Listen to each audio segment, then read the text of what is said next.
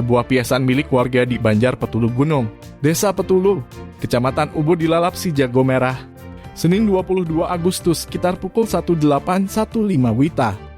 Informasi yang dihimpun di lapangan menyebutkan, kebakaran piasan milik Ima Derudiana tersebut pertama kali diketahui tetangga korban bernama Niwayana Diartini.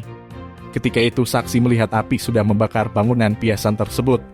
Saksi kemudian berlari ke rumah korban dan memberitahu perihal kebakaran tersebut. Selanjutnya saksi bersama korban mencoba memadamkan api dengan peralatan seadanya sembari menghubungi pemadam kebakaran. Sekitar pukul 18.30 WITA, 3 unit armada pemadam kebakaran Pemkab Gianyar yang disiagakan di Banjar Ambengan, Desa Peliyatan tiba di TKP. Kapolsek Ubud, Kompol Igusti Ngurah Yudhistira, Selasa 23 Agustus, mengatakan setelah api berhasil dipadamkan, pihaknya langsung melakukan olah TKP dan mengumpulkan keterangan saksi maupun korban. Menurut keponakan korban, sebelum kejadian, dia sempat melakukan persembahyangan di TKP dengan menggunakan dupa. Namun setelah itu dupa telah diambil dan persembahyangan dilanjutkan ke area rumah.